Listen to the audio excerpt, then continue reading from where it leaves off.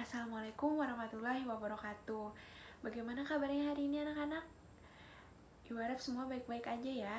Nah, jadi di sini kira-kira pasti di antara kalian masih ada yang menggunakan cobek.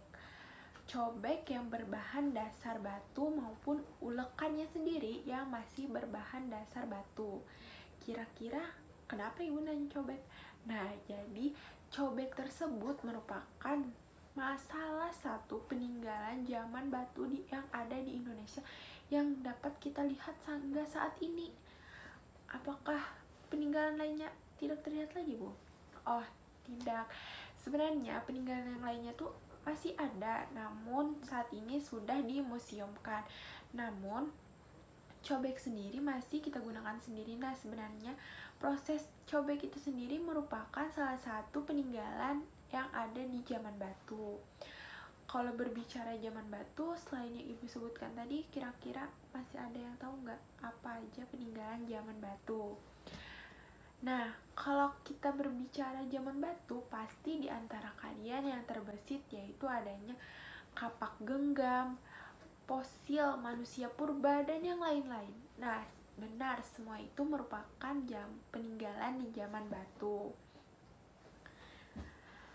Nah, itu semua merupakan peninggalan zaman batu. Jadi, untuk pertemuan kali ini, Ibu akan melanjutkan di pertemuan kita yang sebelumnya. Sebelumnya kita telah membahas zaman batu yang pertama, yakni zaman Paleolitikum. Jadi, untuk pertemuan kali ini, kita akan membahas zaman batu yang kedua. Kan ya sebelumnya sudah Ibu jelaskan bahwa zaman batu yang ada di Indonesia sendiri terbagi 4 zaman. Yang pertama ada Paleolitikum, Mesolitikum, Neolitikum, dan yang terakhir ada Megalitikum. Jadi untuk pertemuan kedua kita kali ini, kita akan membahas tentang zaman batu yang ada di Indonesia. Nah, jadi untuk pertemuan kita kali ini, Ibu akan membahas tentang zaman batu yang kedua yang ada di Indonesia, yakni zaman Mesolitikum. Jadi tetap perhatikan baik-baik ya.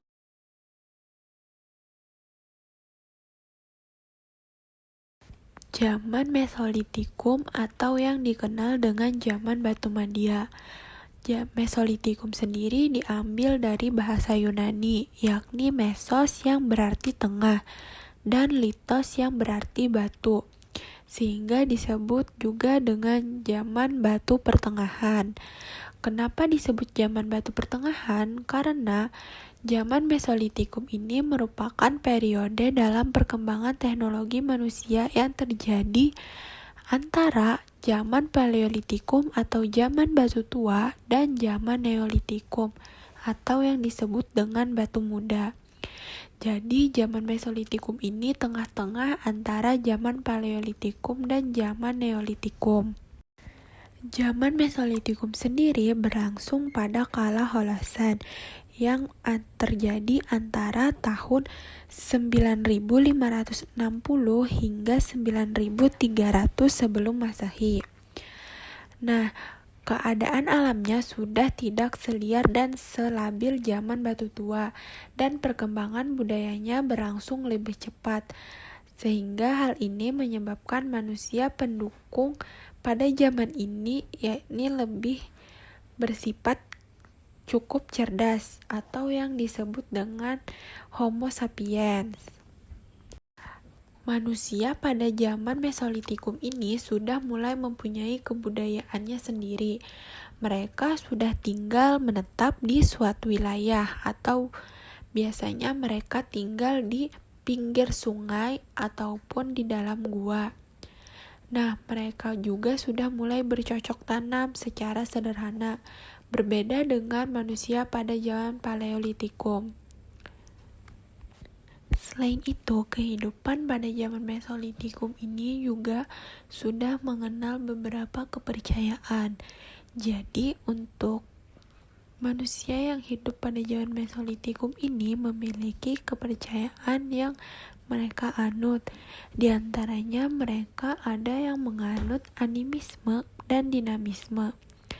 Animisme sendiri mereka percaya bahwa setiap hal memiliki roh-roh halus yang mendatangkan kebaikan bagi mereka. Namun, kepercayaan dinamisme sendiri, mereka mempercayai bahwa pohon-pohon besar itu memiliki rohnya tersendiri. Jadi, di pohon-pohon tersebut dapat membawakan kebaikan bagi mereka. Alat peninggalan dari zaman Mesolitikum yang sering digunakan yakni ada pebble Sumatera, Hekeralt, dan pipisan. Pebble Sumatera atau kerap disebut pula sebagai kapak genggam Sumatera merupakan salah satu perkakas manusia purba yang diyakini berasal dari zaman Mesolitikum. Artefak ini ditemukan oleh Peppipan Sten Kallenpels tahun 1925 ketika sedang meneliti di Bukit Kerang. Senada dengan masanya, kapak ini dibuat dari batu kali yang diolah dengan menumbuknya, sehingga berbentuk pinggir-pinggir yang bersifat tajam dan dapat memotong. Kemudian ada Hekord atau kapak pendek, juga merupakan salah satu artefak yang diyakini merupakan alat-alat pekakas manusia pada zaman Mesolitikum. Namun artefak ini memiliki lebih pendek dibandingkan dengan pebble Sumatera. Nah, yang ketiga ada pipisan. Pada masa ini diperkirakan manusia sudah mulai menumbuk makanan, kebutuhan-kebutuhan sekunder, serta pekakas-pekakas sehari-hari mereka. Oleh karena itu, mereka dipercaya menggunakan pipisan, yaitu sejenis alat penggiling yang memiliki landasan. Objek ini didukung juga untuk menggiling dan menumbuk makanan manusia purba, serta untuk menghaluskan cat-cat merah yang berasal dari tanah merah. Selain peninggalan alat pada zaman Mesolitikum, ada juga kebudayaan yang ditinggalkan pada zaman Mesolitikum. Jadi ada 5 kebudayaan yang ditinggalkan dari zaman Mesolitikum, yakni ada kebudayaan Bakson Hobin, dan yang kedua ada kebudayaan Toala, yang ketiga ada kebudayaan tulang dari Sampung, dan yang keempat ada Obristodroch, dan yang terakhir ada Kejokemondingar. Untuk kebudayaan Bakson Hobin, kebudayaan ini merupakan salah satu kebudayaan yang berperan besar dalam peradaban sejarah Indonesia. Kebudayaan ini diprediksi telah ada sejak tahun 10.000 sampai 4.000 sebelum Masehi. Kebudayaan ini sebenarnya bukan berasal dari Indonesia, melainkan dari daerah Mekong, Vietnam. Nah, kebudayaan ini masuk Indonesia sejak tahun 2000 sebelum Masehi yang disebar melalui 2 jalur, yaitu Barat dan Timur. Penyebaran dari Barat dilakukan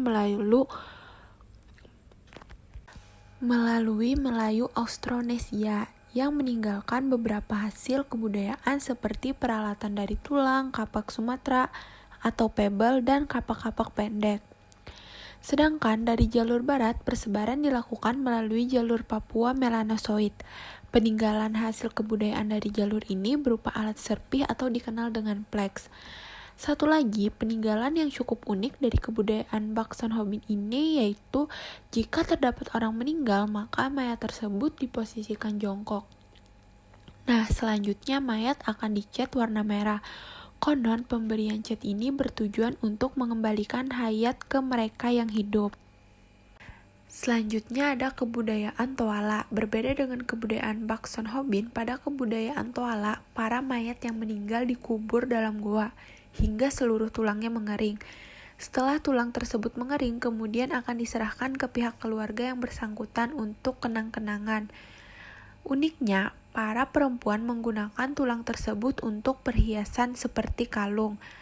Beberapa peninggalan kebudayaan Toala didominasi oleh peralatan yang terbuat dari batu. Hal tersebut membuktikan bahwa manusia di era tersebut juga masih menjaga dan menerapkan cara bertahan pada pendahulunya. Adapun peninggalannya berupa jaspis, kapur, halcedon, obsidian, serta jenis batu yang mirip dengan batu api asal Eropa. Nah, kemudian selanjutnya ada kebudayaan Abrishoroj, merupakan peninggalan zaman Mesolitikum yang merupakan goa dari cerukan batu karang. Tempat ini digunakan sebagai rumah atau tempat tinggal manusia Mesolitikum untuk menetap dan berlindung dari elemen-elemen alam seperti pemangsa. Selanjutnya ada kebudayaan Kejoko Mondingar, yakni kebudayaan sampah dapur, merupakan timbunan fosil yang tingginya bisa mencapai 7 meter dan berupa sampah dapur seperti tempurung siput ataupun kulit kerang. Istilah ini merupakan serapan dari bahasa Demak, yaitu kejokan yang berarti dapur dan moding yang berarti sampah. Penemuan hasil kebudayaan ini menjadi bukti bahwa manusia di zaman Melanozoik sudah mulai hidup menetap dan tidak lagi berpindah-pindah. Fosil-fosil kulit kerang dan siput di tepi pantai menjadi bukti yang cukup kuat. Kejoko Mondingar banyak ditemukan di sepanjang timur pantai Sumatera, tepatnya di pesisir Langsa hingga Medan.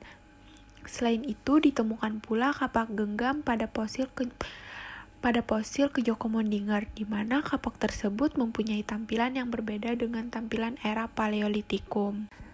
Yang terakhir ada kebudayaan tulang dari Sampung. Peninggalan ini disebut juga dengan Salpun Bone Culture. Para arkeolog dan ahli sejarah banyak menemukan peralatan yang sebagian besar berasal dari tulang belulang di daerah Sampung, sehingga disebut dengan Sampung Bone Culture. Di zaman Mesolitikum, dapat dikatakan bahwa terdapat banyak kemajuan baik dari kebudayaan dan kehidupannya. Di samping itu, dengan adanya peninggalan-peninggalan bersejarah membuktikan bahwa kehidupan era Mesolitikum telah berkembang dengan baik. Nah, untuk materi kali ini Ibu cukupkan sampai sini, tapi dalam pertemuan berikutnya kita akan membahas tentang Neolitikum. Jadi Ibu harap kalian juga dapat mencari-cari tentang bagaimana kehidupan zaman batu pada zaman Neolitikum itu sendiri. Tetap semangat belajar sejarahnya. Sampai jumpa lagi. Dadah, bye-bye. Assalamualaikum warahmatullahi wabarakatuh.